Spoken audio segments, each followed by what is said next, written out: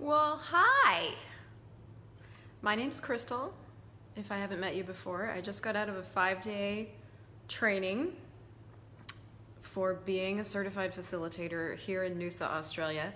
I'm in a beautiful, as you can see, Airbnb down by Peregian Beach in Australia.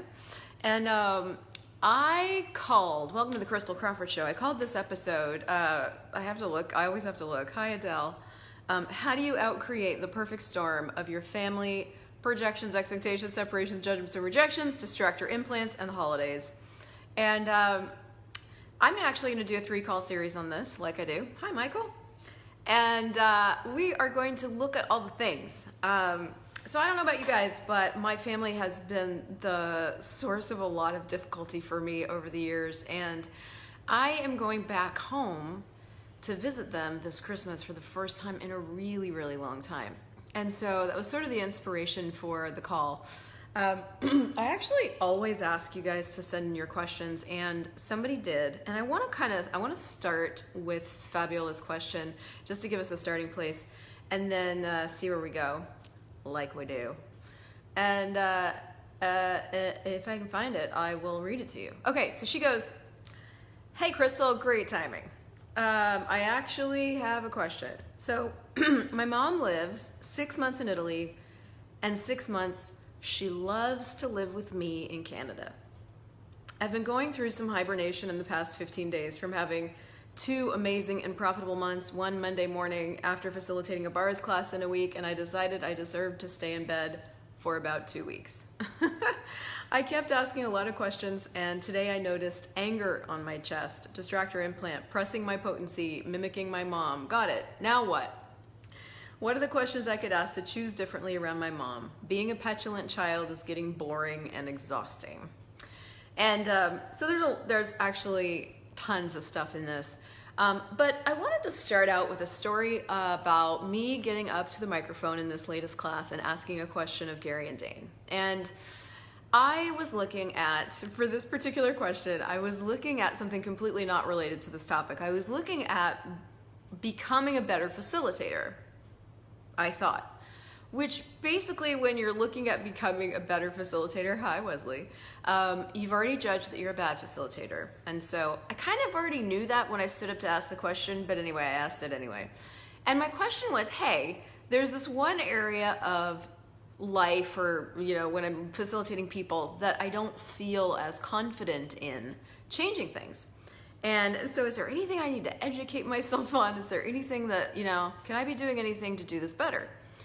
And Gary and Dane proceeded to mock me mercilessly about, yeah, you should go become a doctor, go to medical school, da-da-da-da-da-da-da. And then Gary looked at me, he's like, no, all you have to do as a facilitator is ask a question. Now, I already know this. I already had actually kind of gotten there for myself. But here's the 4 questions that you ask any fucking thing, whether it's an intensity in your body, whether it's a fucking crazy family member, whether it's a thing you've got going on or whatever. Here's the 4 questions. You guys ready? What is this? What can I do with it? Can I change it? And if so, how can I change it? Now, I am a facilitator. I know these questions. I've asked these questions to a lot of people. Like, this is a familiar, I get it.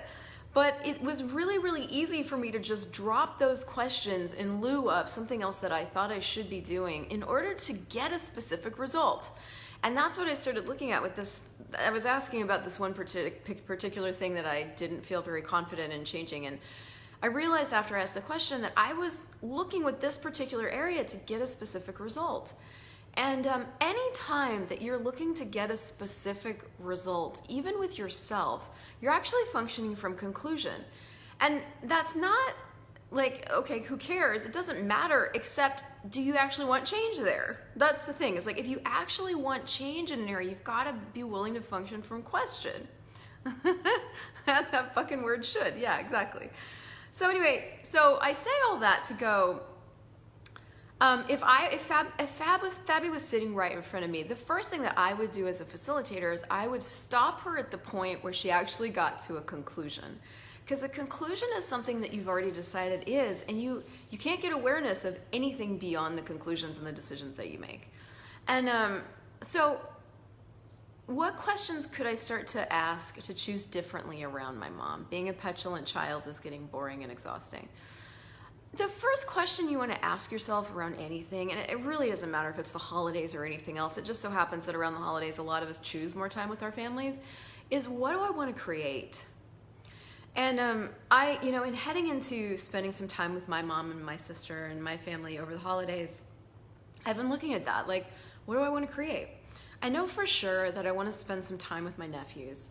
I know for sure that when I'm there, I'd like it to be ease. I know for sure that I'd like to see my mom, and I know for sure that I'd like that to be fun. And so when I look at all of those things, the question that I ask after that is like, well, what could I choose to create that?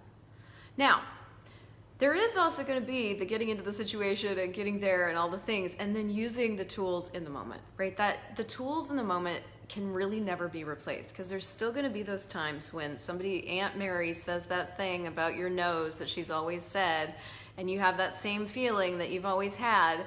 What do you do with that? What do you want to do with that? Do you want to blow her head off like you do every year, or do you want to do something different?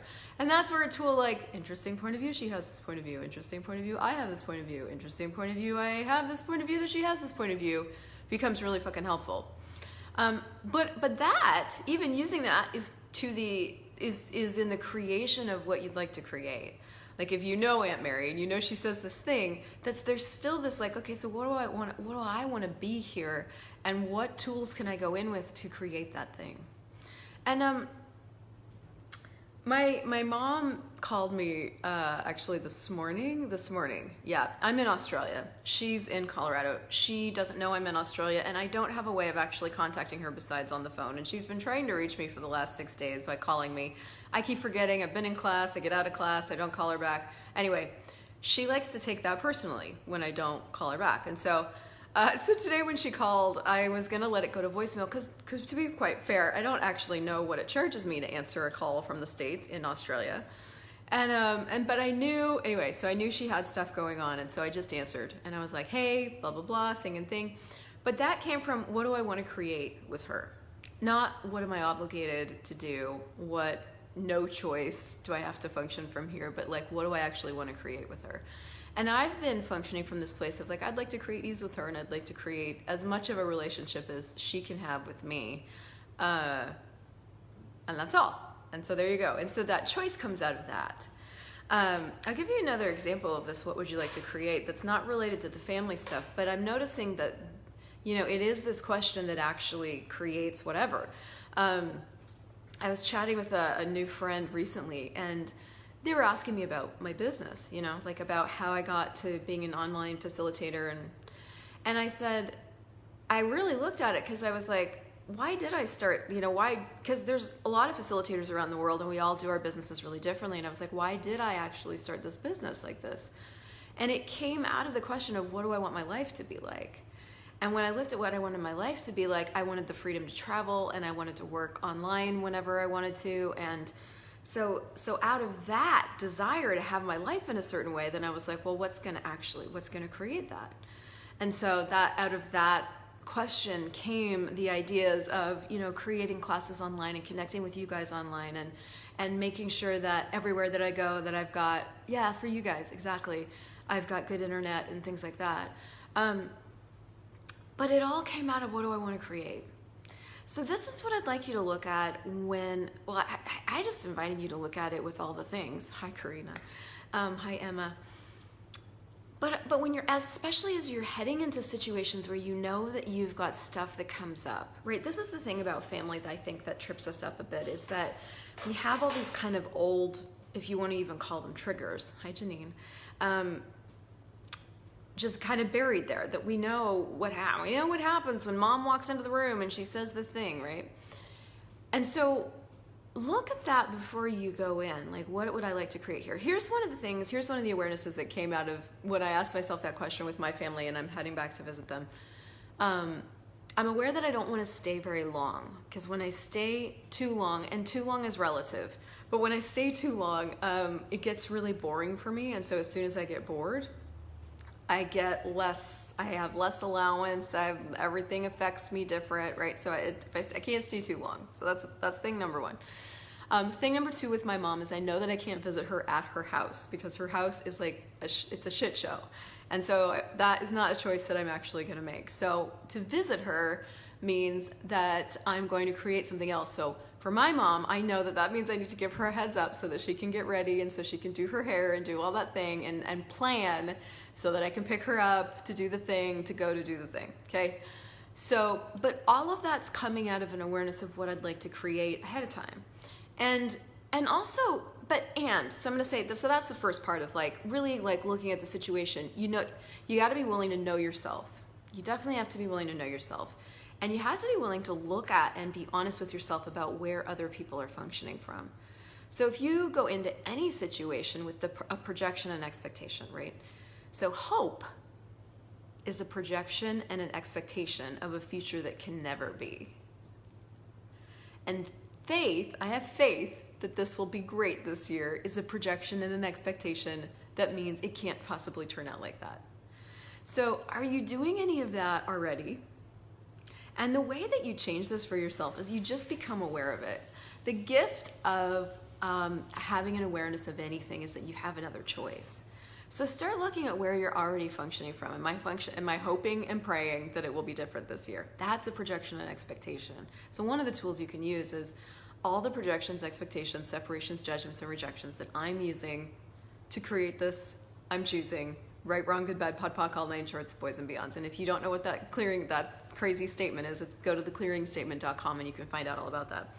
So that's one of the things that you can use with that. But you got to first, and I was going to say you have to first recognize that you're doing it. You don't. You can just pock and pod all the PESJRs. Those are PESJRs, projections, expectations, separations, judgments, and rejections.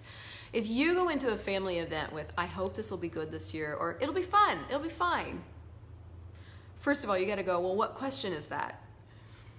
And then go, okay, so what am I projecting and expecting will be fine, right? Am I projecting and expecting that it'll be fine, that my dad won't drink 18 bottles of booze and hit somebody this year? You know, what do I actually know is true here, right? Because if you keep your awareness about all the things, right? About, hi Asgard, about what's true, about what is.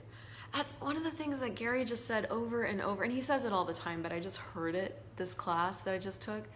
You know, he would be talking about something and he would just say, it just is. It just is, right? Like with my mom, her house is a shit show. That just is, right? We will make it work is another projection and expectation. We will make it work. We will? Who's we? Do they have any interest in it working? Right? Like, okay, I'm projecting and expecting that they have the same desire for this to work as I do, right? Like that's another great projection and expectation. And then the other thing that gets wrapped up in there are these things called distractor implants. And distractor implants are designed to put your attention on something you can't handle. You can't handle anger. You can't handle guilt. You can't handle blame. You can't handle shame. You can't handle life. You can't handle living. You can't handle reality. I mean, there's 24 of these suckers. And they're designed to wrap up your attention. You know how you start just like, you just start ruminating and you start overthinking and your mind goes and you're trying to figure things out? You're in a distractor implant. That's how you know you're in a distractor implant. They distract you and there's something you've aligned and agreed with or resisted or reacted to that's holding the implant in place. And now you become non-functional. And that's a lot of what happened. That's a lot of what I chose in my family over the years was, you know, especially the distractor implants of blame and shame and regret and guilt. Those are our family's favorites. We just do those all the time. And anger, rage, and fury and hate. Only we do those in a suppressed way so nobody knows.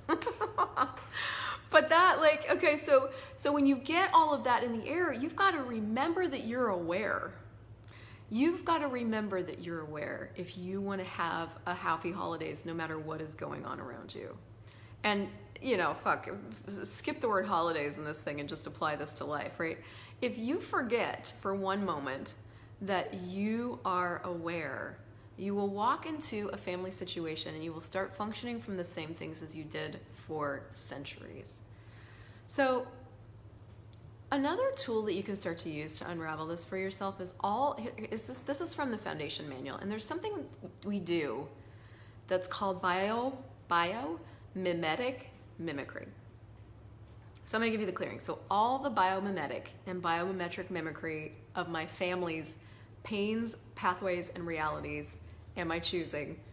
I destroy and uncreate all that. Right, wrong, good, bad, pod, poc, all night, shorts, boys, and beyonds. All the biomimetic and biometric mimicry of my family's pains, pathways, and realities, I destroy and uncreate all that. Right, wrong, good, bad, pod, poc, all night, shorts, boys, and beyonds. So I'll give you a two-pronged, I don't know how many prongs. Let's start with two-pronged approach of how you can handle this, okay? So if you know you're gonna hang out with your family, first of all, create a clearing loop now of all the biomimetic and biometric mimicry of my family's pains, pathways, and realities, right, wrong, good, bad, pod, poc, all night, shorts, boys, and beyonds. Then here's something else you can clear with your family. Hi Andrea, hi Kathy, all the oaths, vows, swearings, fealties, communalties, commitments, and blood pacts between me and fill in the blank throughout all lifetimes, time, space, dimensions, and realities, right, wrong, good, bad, pod, poc, all night, shorts, boys, and beyonds. So this is your clearing loop, okay? So you're gonna do poc and pod the biometric mimicry, poc and pod the oaths, vows, swearings, fealties, communalties. Now put every single member of your family in that clearing individually. So if you have 17 family members, you're gonna have 17 clearing statements, okay? And then add to that clearing loop all the projections, expectations, separations, judgments, and rejections, creating any difficult, all the projections, expectations, separations, judgments, and rejections that I'm using to create the separation I am choosing. Right, wrong, good, bad, pod, poc, all night, shorts, boys, and beyonds. Okay, that's part of your clearing loop. And then all the decisions, judgments, computations, and conclusions that I have about how this will go, about what people should do. Right, wrong, good, bad, pod, poc, all night, shorts, boys, and beyonds. And then all the distractor implants holding any and all difficulty in place. Right, wrong, good, bad, pod, poc, all night, shorts, boys, and beyonds. And then add to that clearing loop, hi Angelique, a generative question. Go, what reality beyond this reality am I now capable of generating, creating, and instituting with my family? Okay, so that's prong number one of like, man, make that clearing loop for yourself. Because that is like, hey Andrea, oh thank you so much. I'm so glad this is a contribution. Because what that's gonna do for you is that's gonna start to unravel all the unconsciousness you might be functioning from with your family, okay? And if you guys come, I'm doing a 3-call series. If you come on the series, what we'll do is we'll look at your individual thing and we'll really clear some of this stuff over the calls. But you can do this on your own now. So create the clearing loop for yourself. Now, when you create a clearing loop, you can do it on your phone, but play it for yourself 24/7. When I was first really changing this stuff around my family, I put that oaths, vows, swearings, fealties, communalties, commitments, clearing thing that I just gave you, I put that on a loop for 24 hours a day for 2 weeks because every single morning I woke up, for 37 years, I felt guilty for leaving my family, every morning. And when I found that clearing, that changed that. After 37 years, I no longer woke up feeling guilty anymore. So that starts to change some of that underlying stuff. And then look at what kind of tools you want to arm yourself with or empower yourself with as you're hanging out with them. Because listen, the only thing that has a chance of creating a change in the world is you being willing to be a different possibility. That's it. You can't change your family into being, they're going to be, it just is. Your family just is. They just are who they are. They're going to choose what they choose. That's how it always will be and how it has always been. And the more you're willing to choose to be different, the more they will have the space to make a different choice if they'd like to. Now, different means it's not just differently. It's not trying to be nice, because nice is actually suppressed anger. Nice is bullshit. But being is transformative. Actually, that's a meme. Nice is bullshit, being is transformative. But the way you get to being, it's not a get there, you choose it. And you choose it by being interesting point of view. And I'm telling you, your family can either be the greatest torment for you or the best facilitator. And I choose to let them be the best facilitator of me. And what I mean by that is I use every single moment with them to facilitate me into greater consciousness. And I don't mean that, like, I mean greater consciousness, just greater interesting point of view. So every single conversation and every single choice I make with them is like, okay, so, interesting point of view, I have this point of view. An interesting point of view, I have this point of view. And that's not something I'm saying out loud to them. That's something I'm using for me in my head so that I can be and have the peace that I'd like to choose. And remember, I'm circling back around to the beginning of the episode. Oh yeah, you can offer bar sessions. That's another really great idea.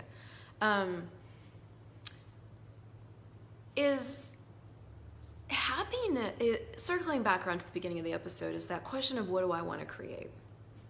And one of the things I had to really start to get is that my family's going to choose what they choose because they choose it, right? Like if we're all hanging out for Christmas or whatever, everyone's going to be impacted and affected by things in a completely different way. I have sisters that they are sad about lots of things lots of the time. I have other sisters that just power through and get her done. I've got brothers that choose what they choose. Everyone's going to choose what they choose, right? So I get to choose what I want to choose. And if one of the things I'd like to create is happiness being a choice for me, regardless, what can I choose to have that? And now that will be a choice for all of us in every 10 seconds. Like there will, that's a choice, that's a demand but it's a demand you can make of yourself before you ever get anywhere. Of like, I'm demanding of myself that I choose happiness this year, regardless of who's feeling what, regardless of who's choosing what. And if I were truly choosing for me, what's the reality that I would choose? You have available to you that choice for happiness no matter what the fuck anybody else is doing. It can feel less possible when you're around family. But what could you demand of yourself to make it available for you? So this is the two-pronged approach. It's that running that clearing loop so it starts to unravel all that chargy stuff. And then really going, hey, listen, am I willing to choose happiness no matter what? And then go do the thing. Like go to your sister's house and have her say something and find out that you are not choosing happiness in that moment and go, well, what would I like to choose here? And then so another clearing that you could add to your loop if you wanted is who or what am I not willing to lose that if I were willing to lose them would give me all of me? And everything that is times a godzillion, right? Wrong, good, bad, pod, poc, all lane, shorts, poison, beyonds, right? Your family might shun you for being happy, right? Like, I don't know what your family's going to choose. They might celebrate you. They may actually be pleasantly, we don't know what they're going to, we don't know. We don't know what your choices are going to create yet.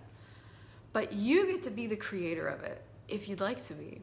You never have to be at the effect unless you put yourself there. And you may not know you're at the effect until you find out you're at the effect, and that's cool. But in that moment, you can go, oh man, I'm totally putting myself at the effect of my sister's mood. I did that all the time. Oh my God. But my sisters would have feelings about something and I would everything in my world would change because they had feelings. I bought them as real. I mean, do you buy your family's feelings as real? Hey, Samara. Do you buy them as real? They're not. Feelings aren't actually real. They're a creation. But if you buy your own feelings as real, you won't believe that about other people's feelings. So are you buying your own feelings as real, right? Are you making those more real than the choices that you have for happiness? The choices that you have for enjoying something, whether anybody around you is enjoying it or not, right? And you've got to be willing to create fun and laughter for yourself. Because if you try to impel and impose that on other people, they're just going to stab you with the turkey fork. You're just going to get a turkey fork in the eye. It's not fun. And then you got to go to the hospital and you're bleeding. It's like a whole thing. Don't do that, right? But would you be willing to have fun and laughter even if everybody else around you is completely miserable? What would that even take? What choice and demand would you have to make of yourself to have that as an available choice? Would you have to be willing to lose people? Would you have to be willing to piss people off? Would you have to be willing to be the only happy one in the room? Would you have to be willing to leave the room if it just isn't no longer working for you? So let's just do this one more clearing, and that you can also add to your loop if you're going to make yourself one, and it's all the reference points. And reference points are anything that you're doing to reference the past in order to try to create the future. And that's, Jesus Christ, with family and relationships, reference points are everywhere. So all the reference points and objectives for family that you're using to create the difficulty with family that you're choosing, will you destroy and create all that? Right, wrong, good, bad, pod, poc, all nine shorts, boys and beyonds. So many reference points. So here's another great question when you're in a moment is, if I know not this, what would I choose? If most of the time with your mom you choose to withdraw, if I know not that, what could I choose? If most of the time with this particular person you choose to like get all depressed, if I know not this, what could I choose? Right? Like, start to ask yourself a different generative question, because it will bring up awareness of choices that you have available that you didn't even know you had available. And I think I'm gonna shut up now because that's a ton of shit. So I recommend you go back and take notes on this, because there's tons of stuff in this that will actually give you a lot of freedom. I would really be grateful if you loved this, if you would share it. And if you would like more, there's a 3-call series coming up right before Christmas, December 21st, 22nd, and 23rd, that you'll be invited to, where we can really start to change some of this in a deeper way. I adore you. I'm so grateful for you. I'm kissing you and hugging you from Australia, and I will see you guys live next week.